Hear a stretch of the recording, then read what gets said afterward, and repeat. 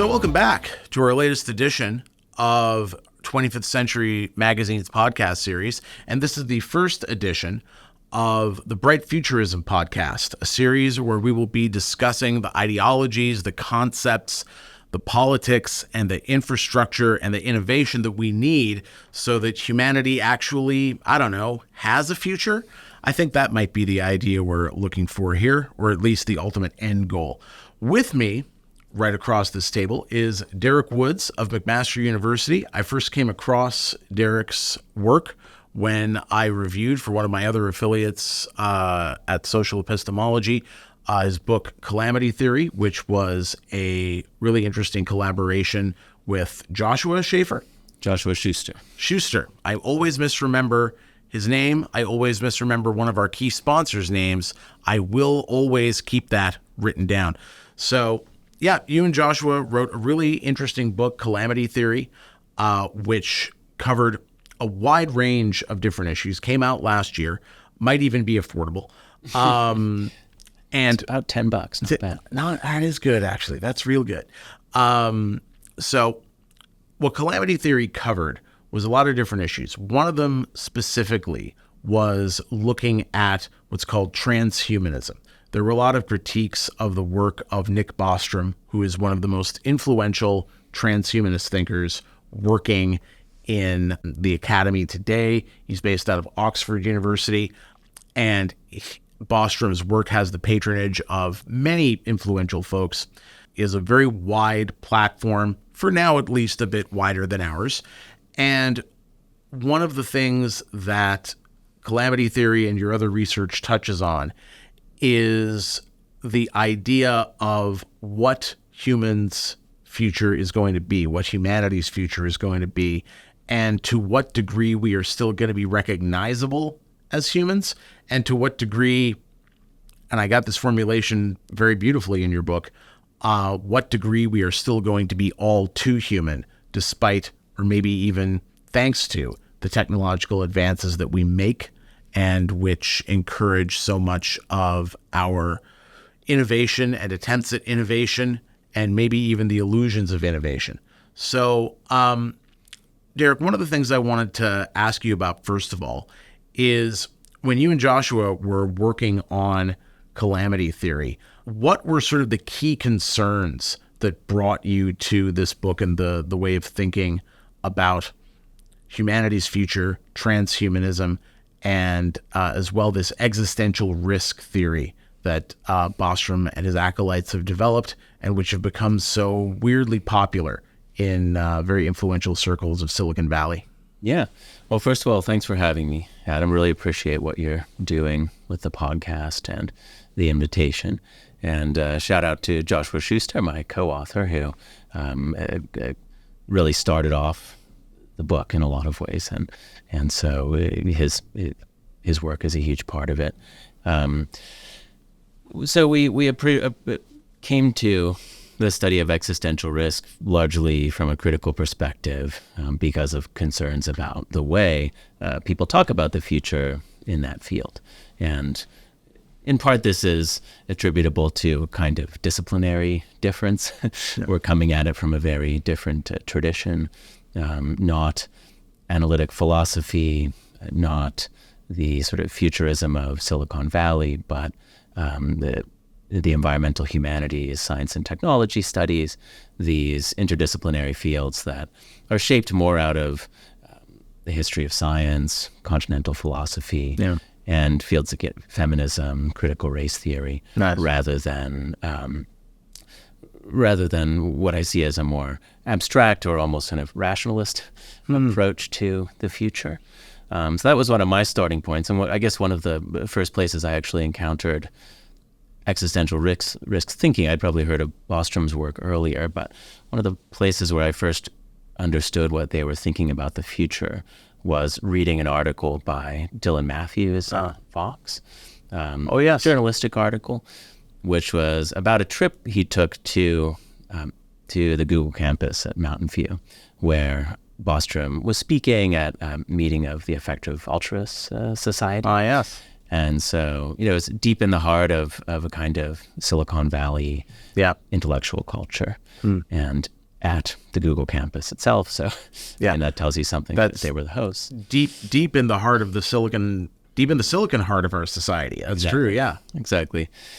And the article is almost slightly satirical and coming from a bemused perspective, though the author was kind of an insider who considered himself an effective altruist. Yeah. But he just felt that some of the uses of utilitarian philosophy that he was seeing at this conference were kind of too far out. Yeah. And just to summarize, it's kind of the idea that in order to really have an ethical, and utilitarianism is a form of ethics, to have an ethical approach to humanity, trying to protect and make people's lives better, we have to think about the lives of all the future humans who might live, right? And so part of the argument there is that if you consider how many humans might live in the solar system, if we become a spacefaring species and live in the solar system for long enough, then some people calculate the number out to the hundreds of billions or trillions. That's true. And once you do that, it becomes much better to infinitesimally lower the risk that those people in the future won't exist than it is to try and improve the lives of people who are alive now or who will be in the immediate future. Yeah.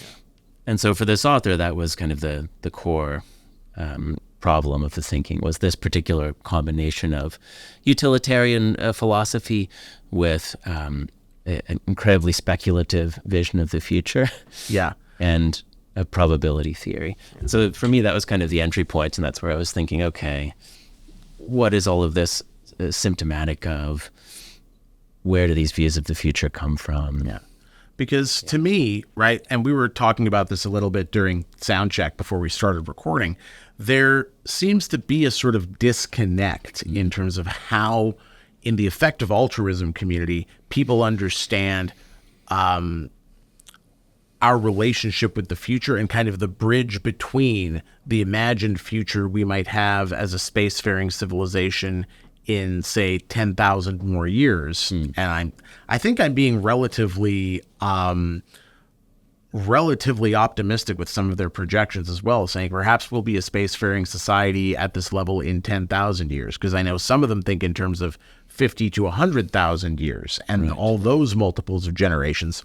Because when I look at the mathematics behind this and I look at the causal presumptions, right? There's a presumption when you extrapolate the entire future of humanity out to 50,000 years, 70,000 years, 100,000 years, 200,000 years.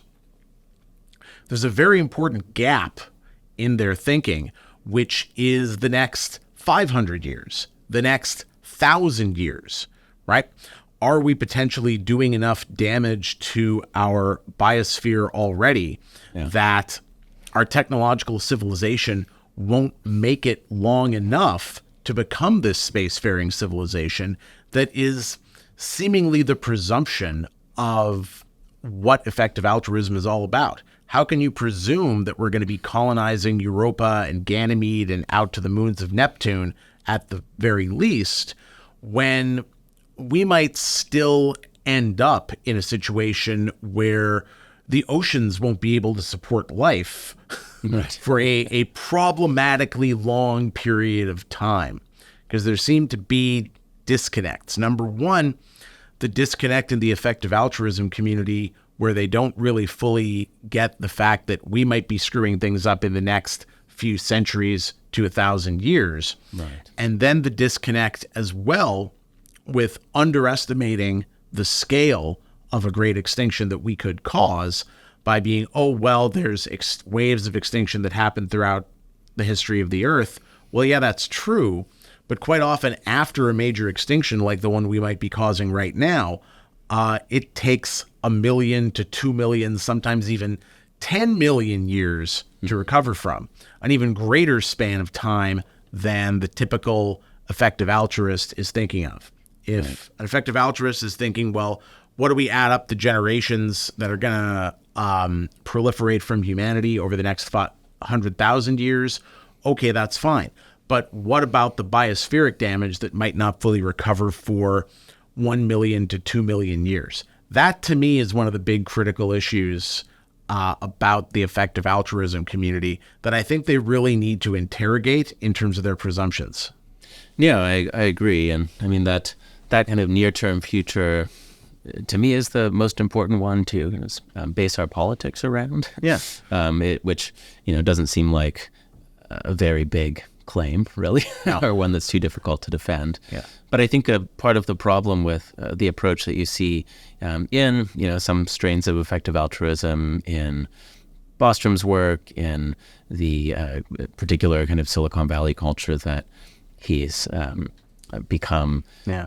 an inspiration for in sort of the dreams of Elon Musk. Yeah. And the popular culture that he's inspiring. What you're seeing is this tendency to blur the boundaries between science and science fiction in a way that just needs to be accounted for. Yeah. Much better, I think. So it doesn't work to say, to speculate about what humanity will be like 100,000 years in the future, and not to acknowledge that you're doing narrative, that you're working with the imagination, that it's basically art, Yeah. and instead to think of it as the basis for a rational, sort of logically sound argument in the mode of analytic philosophy, which is usually incredibly specific and narrow in its claims, as opposed to being extremely speculative. Yeah. So that's to me that is it's just a methodological mismatch. I'm not at all against the wild imagination about what the future might be like, but let's be honest that it's literature. Yeah, because I mean, this is one thing I want to dig into. What do you think is driving that attitude that focuses on the 500,000 years, 50,000 years into the future of humanity in this speculative sense? Because, you joke about analytic philosophy, one of the things whenever I always encounter sort of very secure analytic philosophers is that they always pride themselves on being more rigorous than anyone else, being so fully. And it's sort of what, when you look at the most unfortunate attitudes that discipline creates, there's a kind of dismissiveness of everything that falls short of the particular standard of rigor that they believe in and that they stand for and that they see as being part of their own work and their own thinking methods.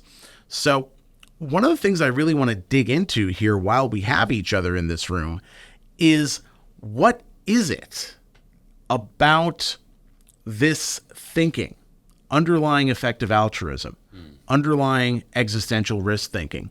What is it about this way of thought and this orientation to thinking about humanity's future that mistakes this speculative idea for a rigorous argument?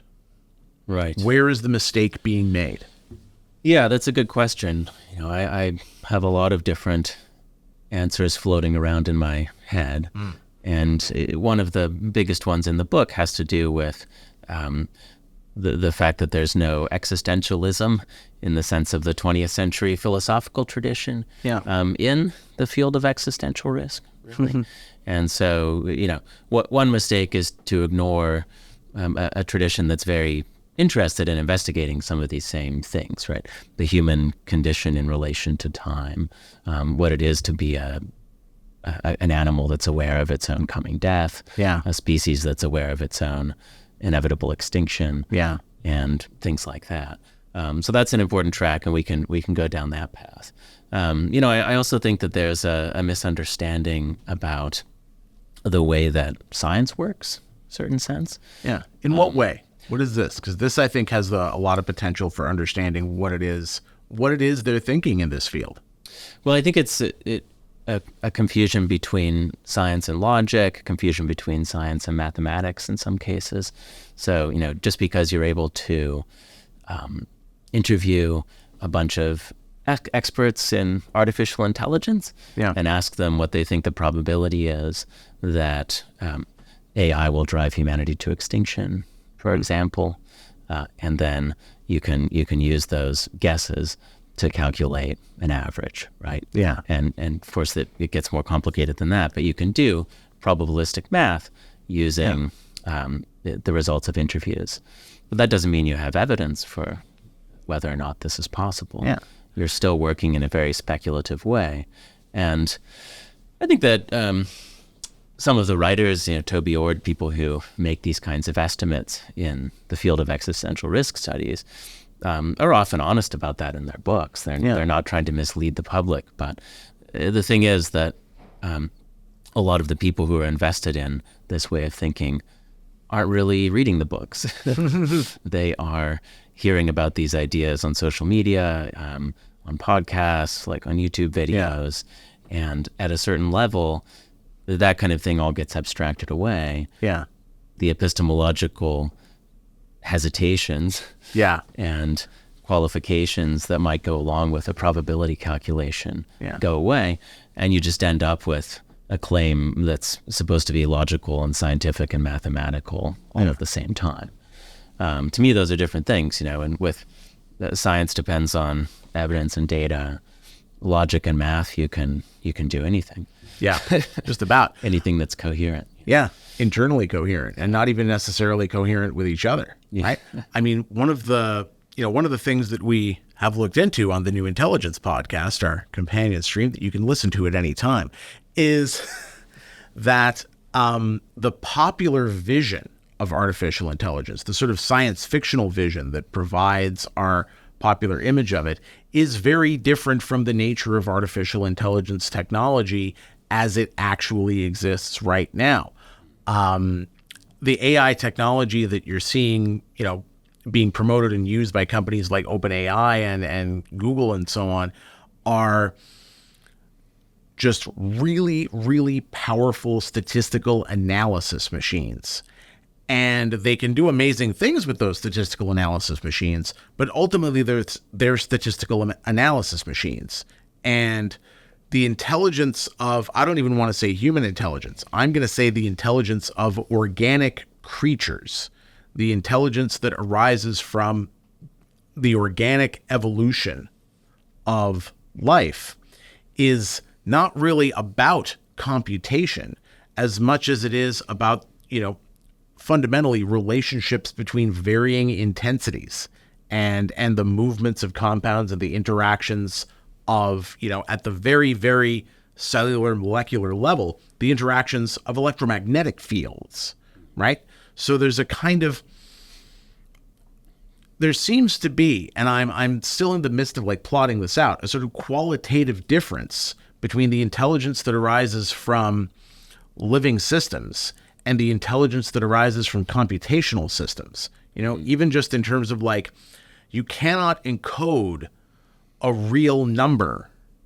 If we're talking about the mathematical definition of the real numbers, you cannot encode a real number completely in any computational format because a computer only has a finite number of places. Right. And if we're talking about a number that is infinitely long, even if it's just an infinitely long repeating number of zeros eventually, it is still an infinitely long number that represents a particular real-world intensity that does exist.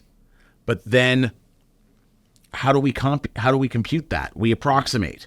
We round up and round down, right? We find different mathematical techniques to turn these infinitely long real numbers into finitely long integers that might still be very large and very detailed and can make really, really small distinctions, but that are still finite, that still have a stopping point. Right. Whereas there's a different sort of almost physical continuity in living systems and the fundamentals of living systems in the fields that we're all composed of at the cellular level that, doesn't quite match that to me. Right. And so this is a long-winded way of me saying that by the time we get to artificial intelligence rhetoric and the kind of thing that inspires people like Eliezer Yudkowsky, say, from the MIRI Institute, another very influential guy within the Silicon Valley world in terms of how people think about AI and the dangers of artificial intelligence. There seems to be a slippage in this thinking between what artificial intelligence can achieve and what it actually is. And it seems to be of a piece with the same kind of error you were talking about, where a particular, what's the word I'm looking for here, Derek? A particular... Well, I think there's a kind of gap between, I think in a way that maybe what you have to do is avoid thinking of science with a capital S as something that can just tell us the truth about things, irrespective of what sort of natural systems we're working with. Yeah. Well, let's just say material systems. They could be designed, they could be artificial technologies, and still have and this could still apply, right? Yeah. So the ability to turn to make certain systems modelable by computers, the ability to approximate things using computer models, the ability to code intelligence algorithmically into large language models. I mean, these kinds of things still come up against problems of complexity, like you were describing, especially in biological systems. Yeah. Right? And so for me, it's one of the biggest things, and it's really my ideas, but it's coming out of a tradition that goes back to a lot of earlier scholars of posthumanism, really, and historians of science studies scholars. Catherine Hales is a good example. True. In the book How We Became Posthuman, which was published in 1999.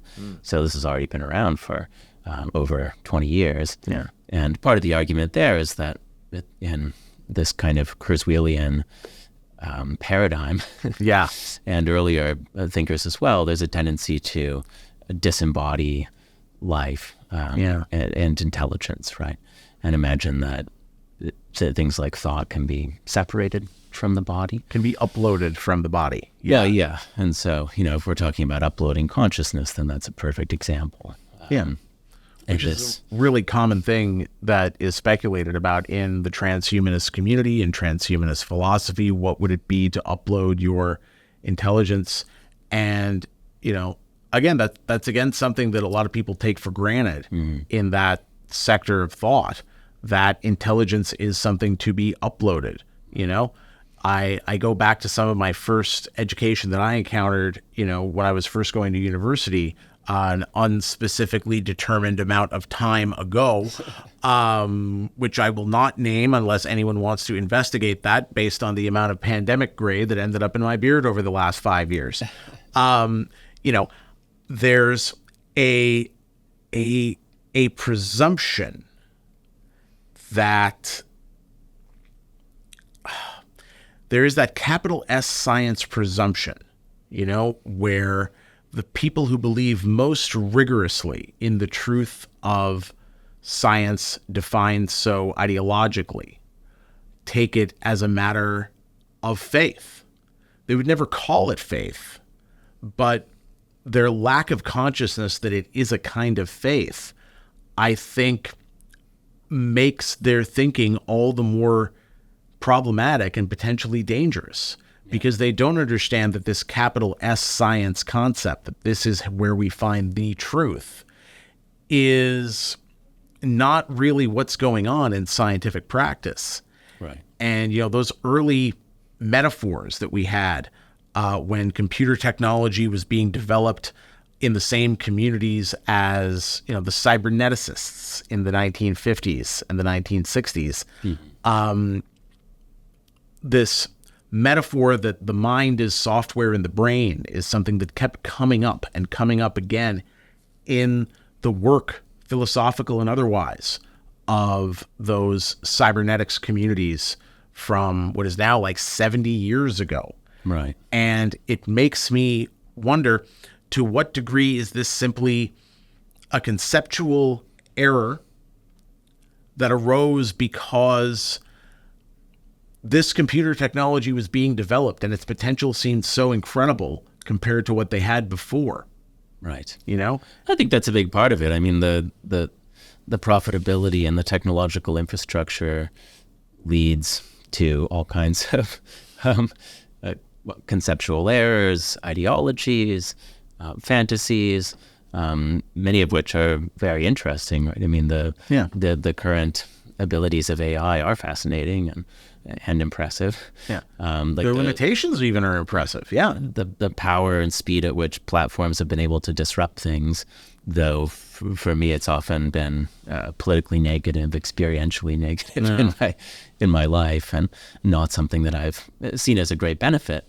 But it's still very impressive, right? Yeah. And if you're an insider to that world too, and you're benefiting from it, then you'd be even more inclined to believe, hope, to reason, to make assumptions along the lines that life and mind can be coded, transmitted, sent over the internet, stored in servers, because that would encourage you to think that the massive growth that has made the people behind platform capitalism so kind of cosmically wealthy can keep going and keep branching into new areas, right?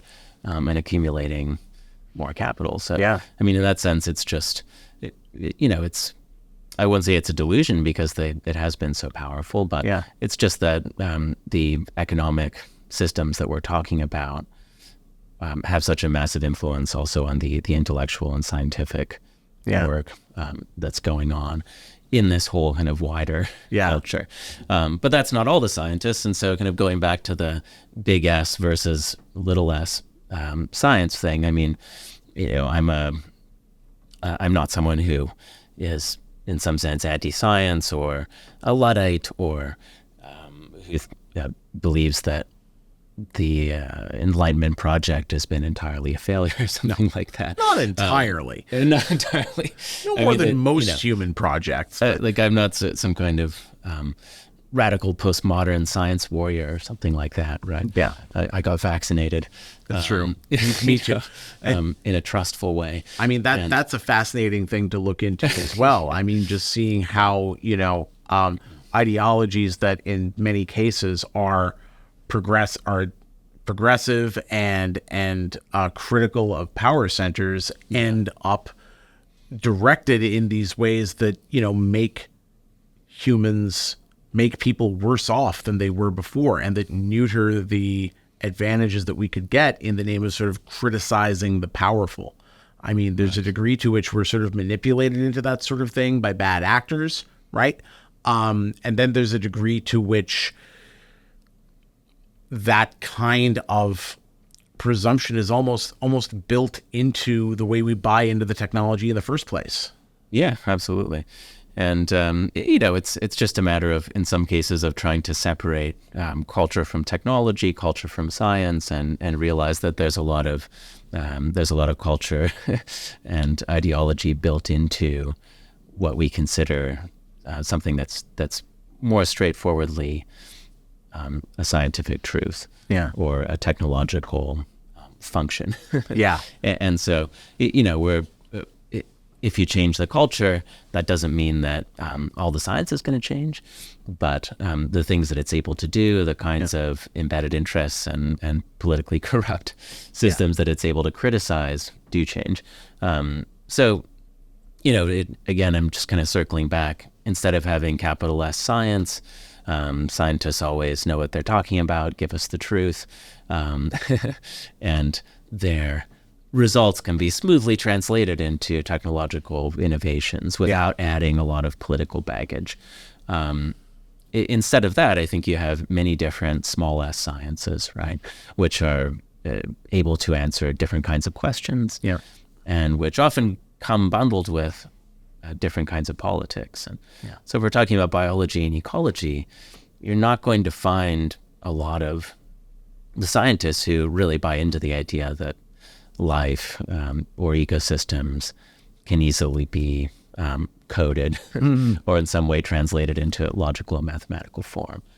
And You might find some. Another good book to mention in this vein, I mentioned Catherine Hale's work, but Sophia Ruth's How Life Got Made. Oh, yeah. Really interesting, well-written kind of history of science book, which is about the quest to synthesize life, right? Or at least to create computer models that will actually predict how, say, like well-studied E. coli bacteria work in their very kind of biochemical mechanisms. And one of the interesting things she talks about there is just the way that you get some people who start off as software engineers and then go into the synthetic life field. And what they start to do is not so much because the big problem is that initially their models don't work, right? They don't predict the way that the bacterium grows and evolves. And so instead they start to find a way to modify biotechnologically the life, the wetware, the bacteria, so that it better corresponds to the models. That's fascinating. To engineer it to better correspond to what the models are saying. And it's not like this is totally useless, right? I mean, from a biotech perspective, if you're trying to engineer life, this is useful. But does that mean you've really synthesized life, or that you've reduced its complexity to the point that it answers the question you want it to? Yeah.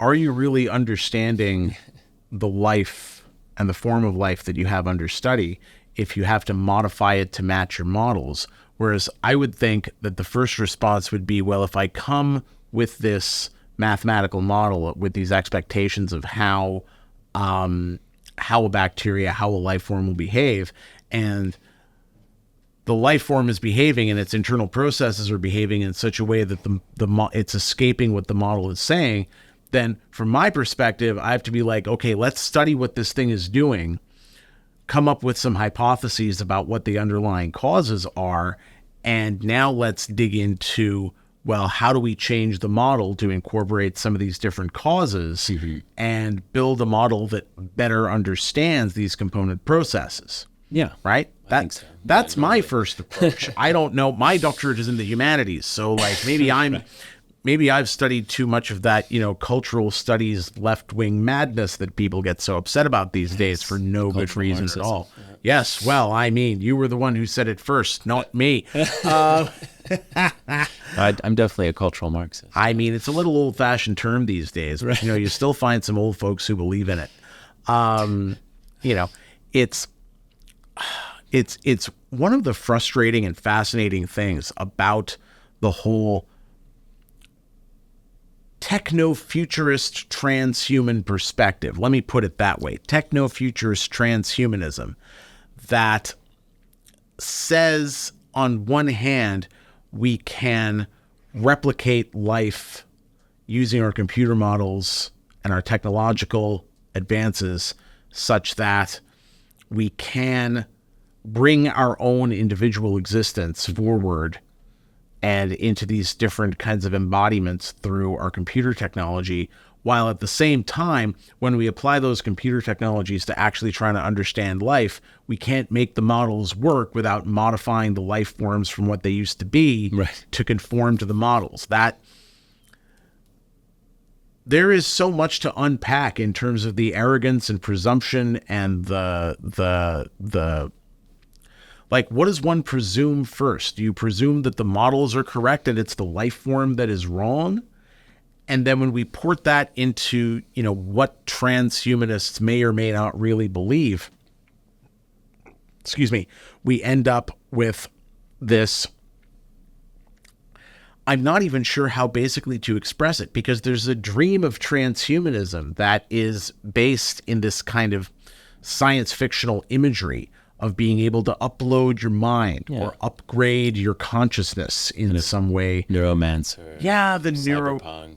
Neuromancers, cyberpunk, cybermen, cyber creatures, cybernetics. Even in the beginning of the field when it started 70 years ago, that's kind of the dream that it was about.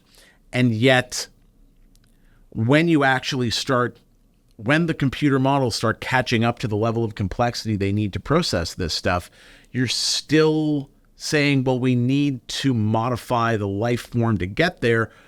How would one have to modify one's mind and brain to get that encoded in the kind of super cloud computer that, when we look at what, say, Eliezer Yudkowsky describes, about the hyper powerful artificial intelligence of the future, right, that will upload us and all of our memories and all of our personalities to its super powerful mainframe grid and either reward us or punish us based on how much work we did with the powers that we had at the time to bring itself into existence. Amazing. I mean, that. I haven't heard it put quite that way, but I love it because, isn't that, then that computer is God, right? And I guess it's, we've been talking about biology as a context for this.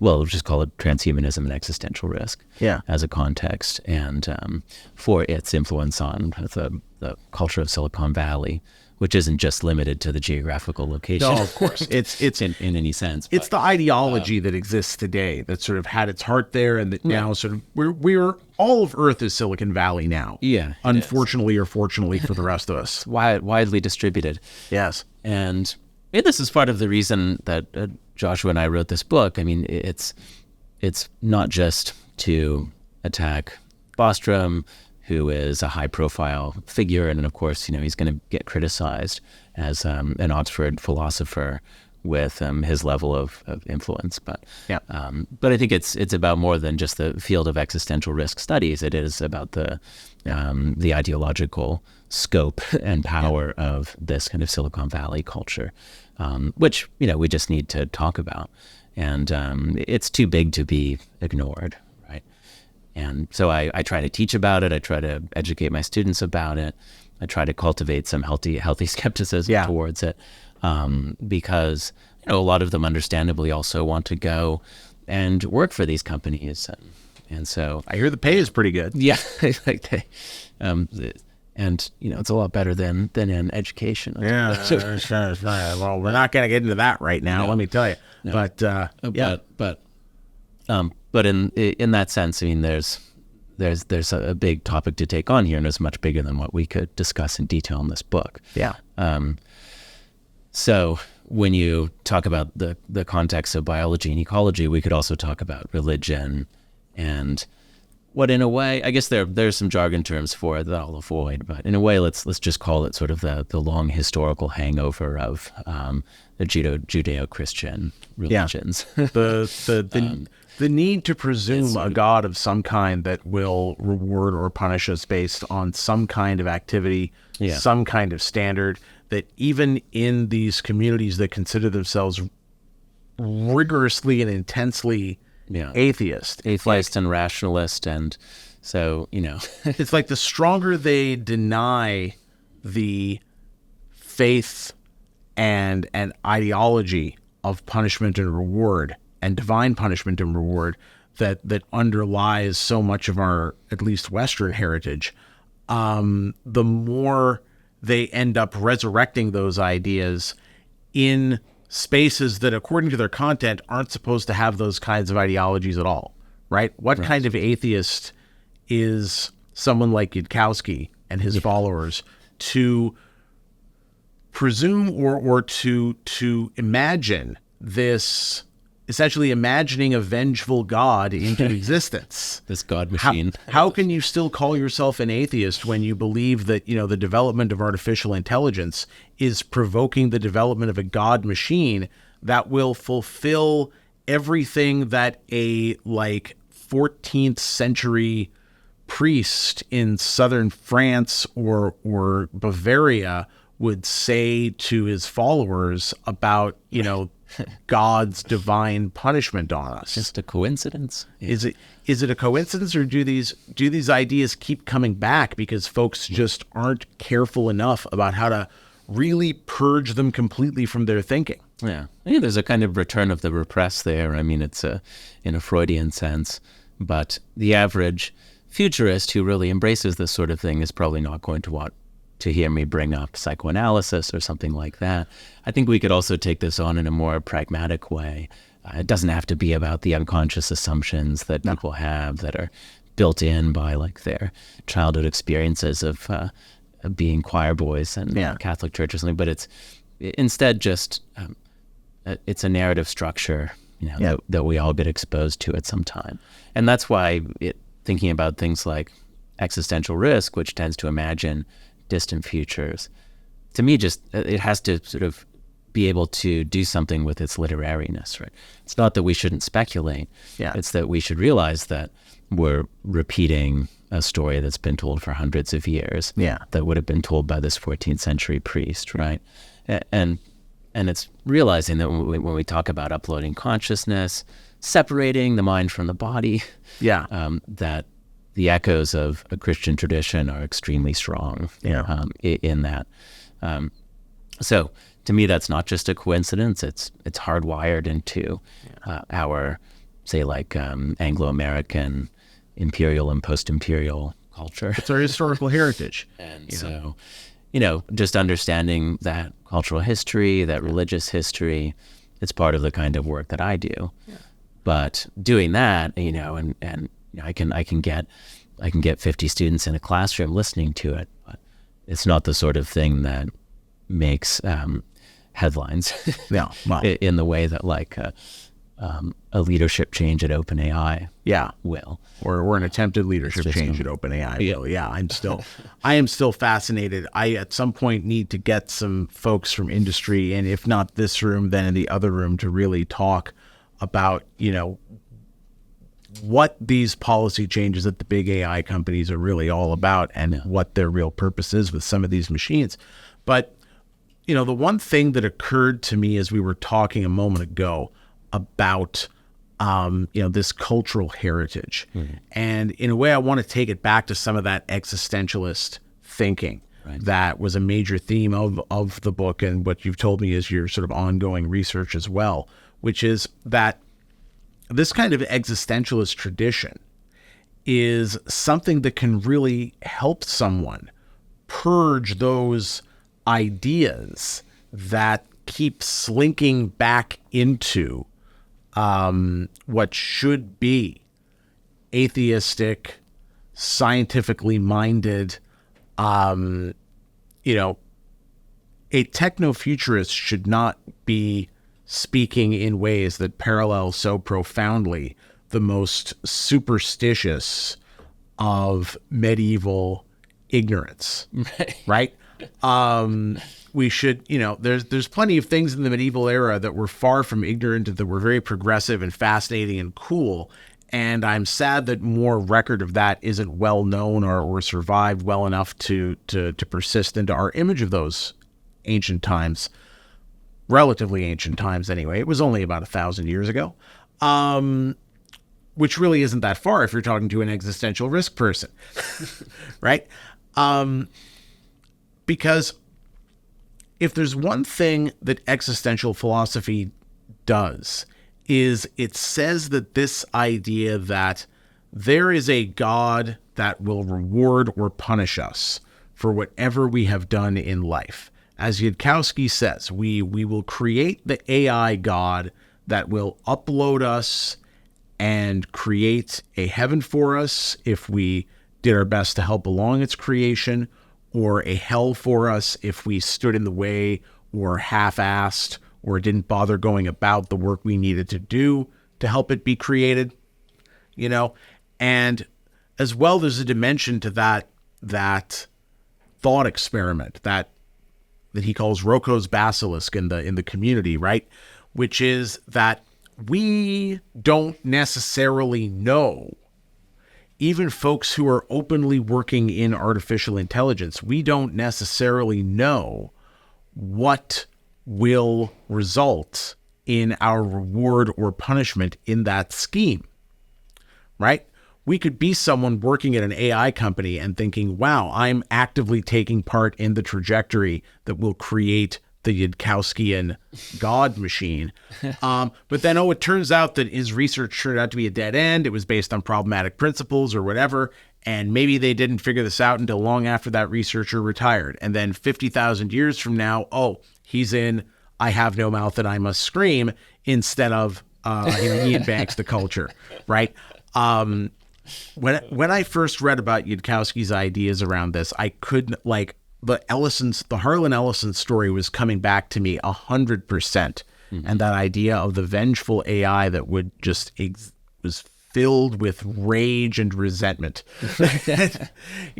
because one of the things that existential philosophy seems to be about is building a personality that is not overcome with rage and resentment to nearly the degree that too many damn people are in our society. Right. So, how do you think engaging with these existentialist ideas could better inform the techno-futurist about what their priorities should be if they want to, do techno-futurism half properly?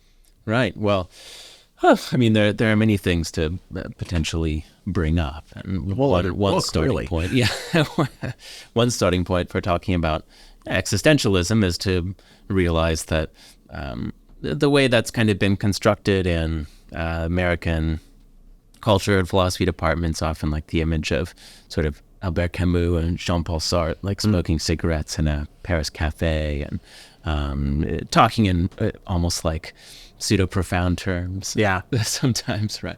I'm familiar with the stereotypes. There's that stereotype. And that's, that term existentialism often evokes that. And there's something exciting about it, which, at least in a certain moment, it was the case when I was a student and the existentialism class, the one existentialism class at the University of British Columbia, was always full to the gills with a long waiting list, right? And so it was packed, and that's because young people were dealing with their own selves, with what it means to have a self. And often, in a lot of cases, were finding their way out of their religious upbringings. Were trying to navigate a path.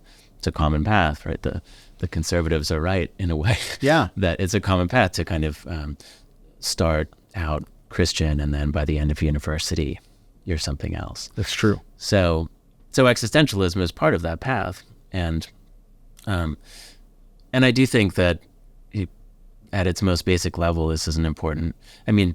Of course, for a lot of these sophisticated tech bro intellectual types, they've maybe gone a bit further than this, but realizing that you're concerned about mortality, realizing that you're caught in this religious background, this kind of historical heritage, and realizing that some of the answers that you're seeking might be philosophical rather than technological, is part of the equation to me. And another has to do with less sort of the classic version of existentialism and phenomenology or anything like that, but more with kind of what it can be in the future as it embraces a more sort of naturalist worldview than maybe what was common to the work of a lot of those philosophers. If you look at someone like Martin Heidegger, it's arguably still pretty theological a lot of the time, right?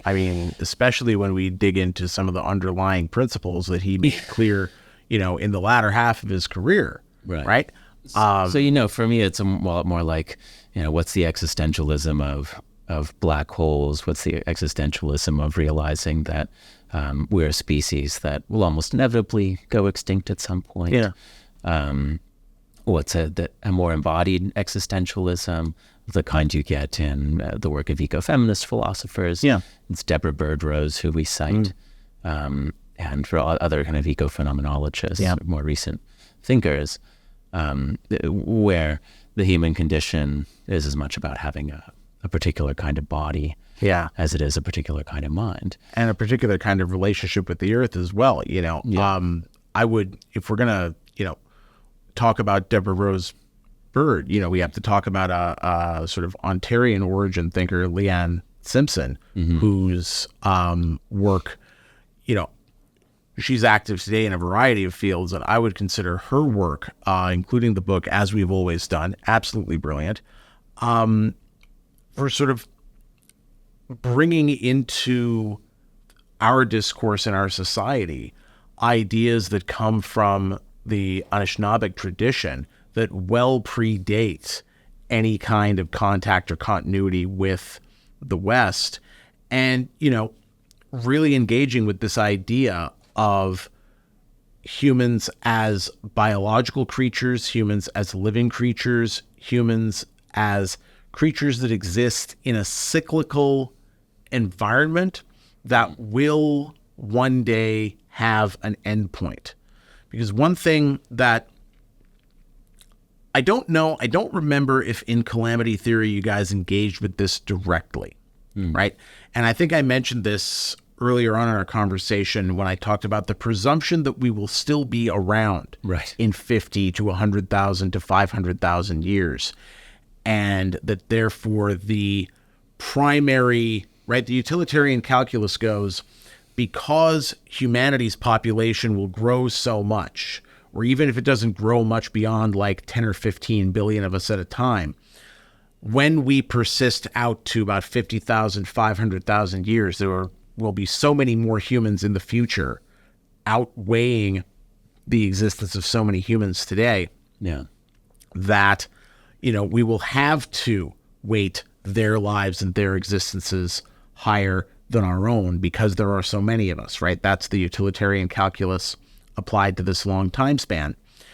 And, one thing that is an important corrective to this is the notion that, humans are finite, right?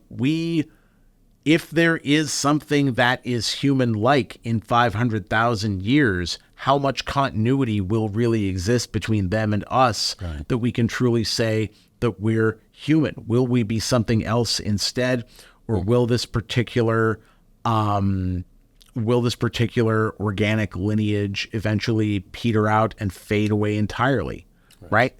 And there are some places where that's recognized, I think, by the transhumanists too, to give them let's give them some credit to them, right? Give them some credit. And when you think about Bostrom saying not necessarily human intelligence, but Earth originating intelligent life, intelligence in general, this is one of the things that we should be protecting as a legacy that's going to lead us into this kind of amazing cosmic future of superintelligence and great pleasure. Sometimes when Bostrom, like his letter from Utopia. Yes, that when he writes about piece of when he writes about the Utopia, sometimes it's funny because it sounds like a humanities degree or something. It's like you chose to be a liberal arts major. Yeah. This is the utopia, when people can actually afford to be a liberal arts major, when we can afford to just sit around and think about things, instead of doing intelligence for that. So thanks, Nick. It's just the Marxist, like the who. Goes fishing. You can have this now. Yeah. But it's the sort of Marxist utopia in a way. But no, I mean that distant future. So I guess I was trying to give the transhumanists their due in a sense, and even Elon Musk with his plan to create a backup for not just humanity but life, right? To get life off of planet Earth. When I hear that, sometimes I'm a bit convinced by that. I'm like, it would be great if we could start the evolutionary process somewhere else. There is something kind of cool about that. It's like a philosophy that's in a way grounded on what we know about the universe right now. Which, if you're not a Drakean who thinks that there must be life everywhere, as far as we know, this is the only planet with life. So let's copy it somewhere else. But at the same time, there can be a lot of humanism, a lot of all too human presumptions built into this work as well. So it's a bit of both, right? And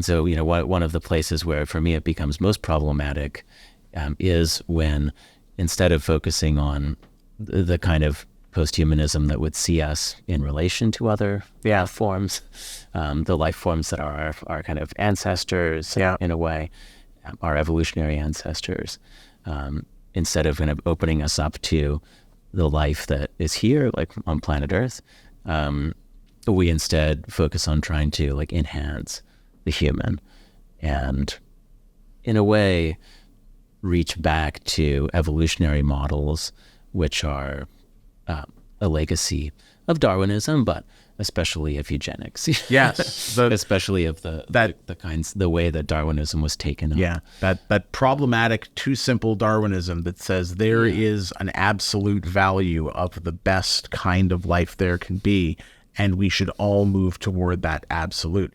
Which again, not only is it a really useful ideology if you want to justify colonial oppression and genocidal enslavement of peoples who you like to deem to be inferior because for the moment you have better guns than they do, it again to me is bringing that religious idea back into what you are claiming is a more atheistic and scientific worldview. Because human intelligence is treated as truly exceptional. And as a kind of absolute value that can only improve by becoming more absolute. Yeah. Right? Yeah.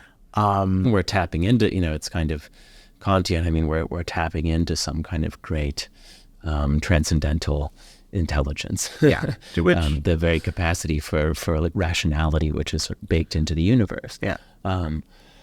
Which might well be the case in a way, but we have to be honest with ourselves that we don't know. Like, is math more fundamental than physics? Like, is the universe some kind of mathematical structure, or would intelligent aliens have a different mathematics than we do? As Wittgenstein asked, like all these kinds of questions that are well known in the philosophical tradition. How dare we be so presumptuous? Yeah. It's almost just like. Well, and I guess that's one of the problems with Bostrom's work. It seems that in order to become well-funded, in order to become popular, he sometimes ignores these things. Yeah. Which, would be easy, low-hanging fruit type criticisms for other philosophers. I mean, and the letter, of course, everyone needs to attract funding. Yeah, unfortunately. But also this whole transhumanist culture needs to sometimes recognize that there's a wider world of philosophy out there. Yeah. And that they might even enjoy it. I know. They might I mean, the letter on Bostrom's letter on utopia, which was, I remember when I first wrote my review of that work, that was something that really stuck with me as I could not take it seriously as part of Bostrom's actual worldview as much as it was, this is a piece of PR. This is a piece of public relations material, because when you think through all of the presumptions about what transhumanism really amounts to, and what if you push the techno-transhumanist idea forward, right? Taking seriously the notion that we can use our machines in ways that bring us beyond the human.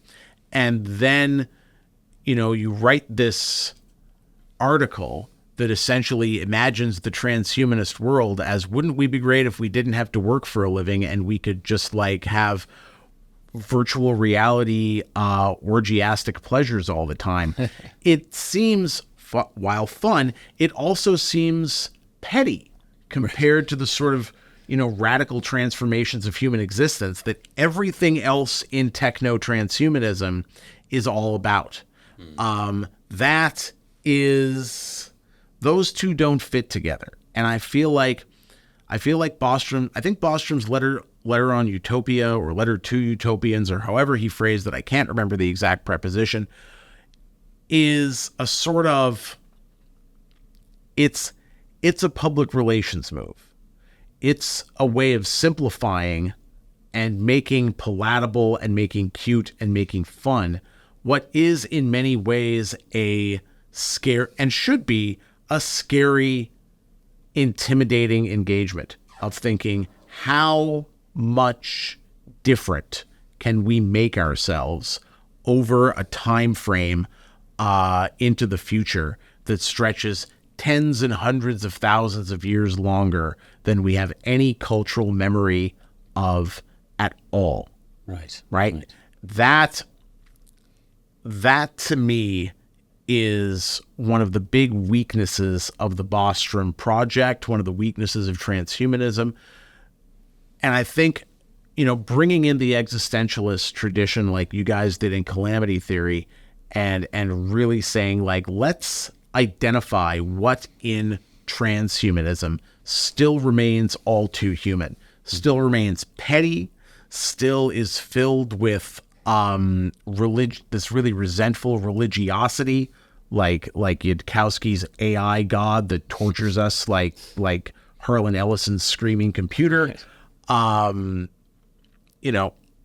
Just and this blending of our literary and speculative imagination with a quest for immortality. Yeah. Who wants that? You can upload yourself. It's much better than the cryogenically freezing your body. I mean, we can all remember it for you wholesale too. Yeah. Like that's it's right. So much of this is rooted in just even the conversations that we're having today. I'm thinking in the back of my mind, I'm remembering reading Ellison. Mm-hmm. I'm remembering reading Arthur C. Clarke, Musk's idea that we could, spread life out throughout the solar system, spread life throughout many different solar systems, hopefully colonize other worlds with our cells and embryonic fluids and enzymes to start these processes elsewhere. That's what that immediately reminded me of was all the sequels Arthur C. Clarke wrote to 2001 that got progressively worse as he explained more and more of the sort of ideology behind the monolith aliens who actually did believe, no, we are here to start intelligence in as many different ecosystems around the cosmos as possible, right? That desire that you talked about with Musk, it seemed to me to just be, okay, it's Musk playing the role of the monolith aliens by the time we got to 2061 and 3001 in the series, right? And there's a refusal to see the literary and the imaginative and in a way the ethical dimensions of what those transhumanist visions are about. That's right. And I mean, I think there's an alternative tradition of posthumanism. Yes. And I said, we tend to use the word posthumanism for it. And one of the commentators on it, Carrie Wolf, I worked with as a PhD student, and Donna Haraway is another big representative who wrote the Cyborg Manifesto, right, coming out of feminist science studies. Let's just call it philosophy. There's a tradition of posthumanist philosophy, which to me is more interesting, and much more in touch with biological embodiment, and with the kinds of political entanglements of colonization and decolonization, race and sexism that actual bodies kind of face. That's true. In the world that are just as important as some kind of abstract consideration of intelligence. So, and in fact, are often directly opposed to thinking of intelligence as something that we can generalize and universalize. So often one of the human, all too human things about transhumanism is this idea that there is something called human intelligence or intelligence in general, right? Or reason. And that approach to thinking about thinking has a long philosophical tradition of its own. It's true. I won't kind of go into. But I mean, I think that there's a lot of good reason and evidence to think the opposite. There is no such thing as universal human intelligence. The most kind of universal ways of thinking that we have are still things that need to be taught and kind of historically constructed. When we move back through the kind of eras of human history and go to different continents outside the West, we see different ways of thinking and kind of paradigms, what counts as knowledge. So there's no sort of single thing and moment where we finally arrive at being intelligent beings. we crossed a threshold and now humans have evolved intelligence. On the contrary, like we're in some kind of continuous and always sort of relativistic relationship with other intelligences, alien intelligences that share the earth with us, Yeah. which are the intelligences of all kinds of different animals, maybe even plants and fungi that kind of do information processing in some way, even with the kind of information storage and processing capacities of the genome itself. Yeah. So to me, kind of situating human intelligence in that wider field, and also realizing that what transhumanists often think of as intelligence in general is a particular kind of limited form of intelligence. It might be going a bit too far to say that it's just sort of American white male intelligence. But that's the low hanging fruit. It's salt, but it's, like like you said, Silicon Valley is very widely distributed. It's not just a kind of American masculinist culture at this stage. So we also have to kind of recognize that. But I just think that once you start to dissolve and differentiate that universalist idea of intelligence, this whole project of trying to upload it, trying to imitate it, and include even some of the questions of whether or not AI is truly intelligent. Yeah. Some of these problems start to go away. That's true. Or look totally different. Yeah. All right. That's true. And that, I'm afraid, is our time for today. I want to thank you for being here, Derek Woods. I want to give special thanks to our videographer, Renato Marino, for all the great work that he does keeping this show together and literally in one piece. Literally, he edits the show and films the show. So he literally keeps it in one piece. And one day, as we find more funding, we will even find you a crew. That day is not today. It's good to be here. Yeah. And I'm really glad you could come. I'm glad you could come out. We've been trying to arrange this for a while, and it's great to get everybody in the same room and have an excellent conversation like this. So Derek Woods, thank you for coming. Of course. And I thank all of you for listening, watching, paying some moderate amount of attention. And I hope we will all hear from you very soon. The next New Intelligence podcast will be dropping a week after this. 2 weeks after this, sorry. And this has been the first of what I will be many in the series of the Bright Futurism podcast right here at 25th Century Magazine. I've been your host, Adam Riggio, and thank you so much for being here and paying the attention that is so precious that we all have today. Thank you. 25th Century Magazine and 25th Century Magazine's podcast would not exist without our wonderful sponsors. And those sponsors include Juicebox Group Marketing, as well as TSK Wealth Planners, Preemptor AI, and CIMO, the Chartered Institute of Marketing Management of Ontario. Thank you very much to all our sponsors for all your support and the various ways that you give that support. Thank you all very much. Juicebox, TSK, Preemptor, and CIMO.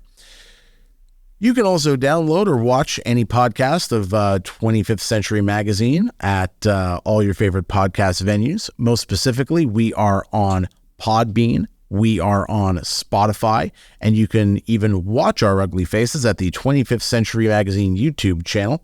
You can go to YouTube, go to Podbean, go to Spotify, and search 25th Century Magazine. You will find us, I would say, immediately. While there, you can watch the latest episodes. If you're into it, you can catch up on some of our back episodes and see some of the great conversations we have already had with a lot of interesting people about visions for the future that are a better world for all of us than certainly the one we're currently experiencing right now, and a better future for all of us here. So thank you to all of our sponsors. Thank you to all of our venues and our listeners. Remember, we are on Podbean, we are on Spotify, and we are on YouTube. You can search us there at 25th Century Magazine or 25th Century Podcast. Thank you.